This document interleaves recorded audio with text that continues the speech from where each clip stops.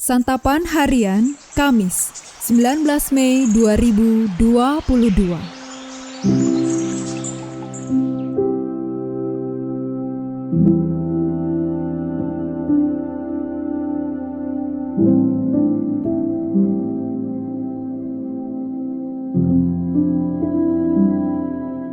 Inilah program Santapan Harian, sebuah program yang mengajak Anda menelusuri isi Alkitab, agar Anda menemukan makna firman Tuhan sesuai dengan konteksnya.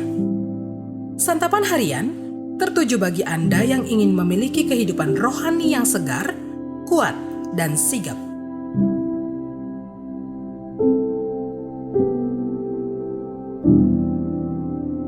Hari ini kita akan membaca Yeremia pasalnya yang ke-37. Namun kita akan membacanya pada ayat yang ke-11 hingga ayatnya yang ke-16. Sebelumnya, mari kita berdoa. Kami membuka hati kami untuk menyambut sabda-Mu. Di dalam Kristus Yesus, Sang Firman yang hidup, kami berdoa. Amin. Yeremia 37 ayat 11 sampai 16. Ketika tentara orang Kasdim itu telah angkat kaki dari Yerusalem oleh karena takut kepada tentara Fir'aun, maka keluarlah Yeremia dari Yerusalem untuk pergi ke daerah Benyamin dengan maksud mengurus di sana pembagian warisan di antara kaum keluarga. Tetapi ketika ia sampai ke pintu gerbang Benyamin, maka di sana ada seorang kepala jaga yang bernama Yeria bin Selemia bin Hananya.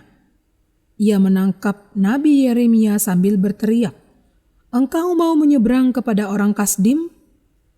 Dan sekalipun Yeremia menjawab, "Itu bohong, aku tidak hendak menyeberang kepada orang Kasdim." Tetapi Yeria tidak mendengarkan. Lalu ia menangkap Yeremia dan membawanya menghadap para pemuka. Para pemuka ini menjadi marah kepada Yeremia.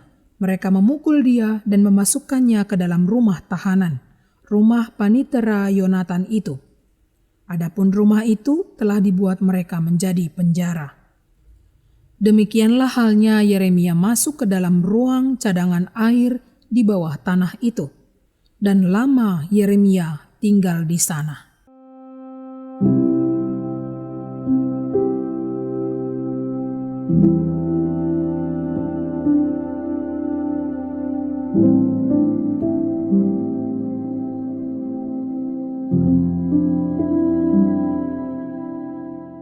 Sahabat Santapan Harian, orang yang membawa berita yang tidak menyenangkan hati sering menjadi sasaran kemarahan dari orang yang menerima berita.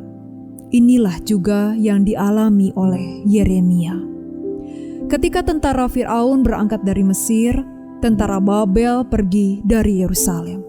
Kemudian Yeremia menyampaikan firman kepada Raja Zedekia yang meminta petunjuk Tuhan bahwa tentara Fir'aun yang telah berangkat untuk membantu Yehuda dalam menghadapi Babel akan kembali ke Mesir, dan kemudian tentara Babel akan datang lagi mengepung, bahkan menghanguskan Yerusalem dengan api.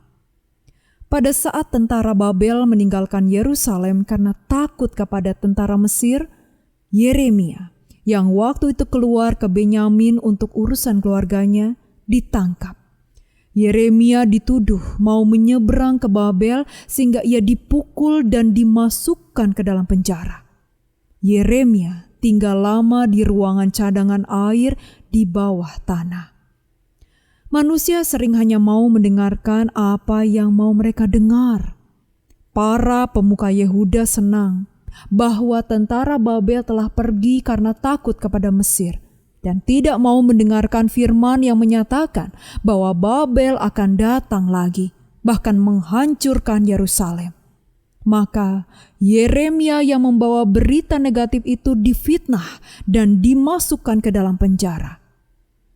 Umat Kristen sekarang juga sering melakukan tindakan yang sama, yaitu tidak mau mendengarkan apa yang tidak mereka sukai. Karena itu, jika kita setia menyampaikan apa yang Tuhan mau sampaikan, jangan heran bahwa kita mungkin diperlakukan dengan buruk kita harus bersiap untuk membayar harga demi menyampaikan firman Tuhan yang benar. Bahkan jika kita sampai dianiaya karena menyampaikan kebenaran, maka seharusnya kita bersuka cita, sama seperti para rasul yang disesah karena menyampaikan Injil. Pelayanan kita mungkin dibalas dengan penolakan dan fitnah, tetapi kita rela menderita, bahkan bersuka cita, karena telah dianggap layak menderita penghinaan oleh karena nama Yesus. Mari kita berdoa. Kami hidup bagimu, hati kami tetap menyembah-Mu, jiwa dan raga kami setia melayani-Mu. Walau dunia menolak, namun kami akan tetap ikut Engkau dan giat bekerja di ladang-Mu. Di dalam kehangatan kasih-Mu Kristus, kami bergiat untuk melayani-Mu dan sesama. Amin.